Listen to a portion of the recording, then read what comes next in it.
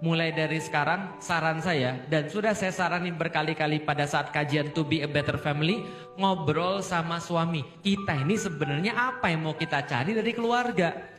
Karena saya khawatir, kalau Anda tidak punya tujuan berdua dalam keluarga, akhirnya mikirnya begini, kalau gitu nggak ada dia, gue juga bisa dong. Paham gak sih? Kalau ada kata-kata begitu, udah mulai bahaya tuh rumah tangga. Kenapa kita bisa bertahan dalam rumah tangga? Karena kita tahu bahwasanya tidak mungkin kita bisa ke situ kalau nggak ada dia. Paham ya? Maka untuk bisa ke situ aku perlu dia. Misal, saya pernah nggak kesel sama istri saya? Pernah nggak kesel? Sering. Kira-kira dia pernah nggak kesel sama saya? Apalagi? Ya kan ya? Tapi kenapa dia tetap mau sama saya dan saya tetap mau sama dia?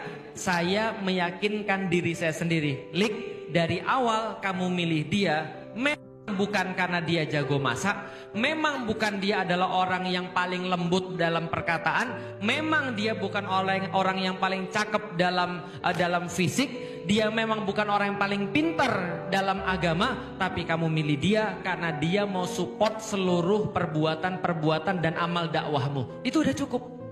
Maka kita ngobrolnya tiap hari itu, walaupun kita kesel, walaupun dia juga kesel, dia tahu saya adalah kesempatan terbaiknya untuk menuju surganya Allah, kan gitu. Artinya kalau untuk menuju ke sana nggak ada dia, nggak mungkin. Dia juga mikir gitu, kalau tanpa saya nggak mungkin. Tapi berapa banyak keluarga yang ada di Indonesia ketika dia berkeluarga tapi mikirnya begini, ya udahlah, aku tanpa kamu juga bisa kok. Artinya di keluarganya mulai ada STH. Tahu STH? Status tanpa hubungan. Nikah sih, tapi kayak enggak. Kenapa? Istrinya enggak tahu kerjaan suaminya apa, berhubungan sama siapa dia enggak tahu, apa kesulitan hidupnya dia enggak tahu. Itu kan ya.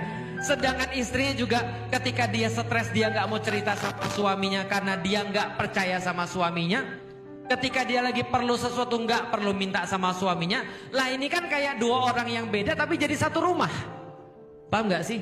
Yang lebih bahaya lagi, manusia itu tidak mungkin bisa sendirian.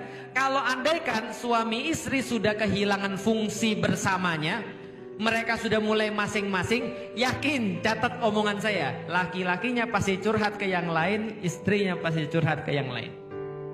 Itu udah pasti.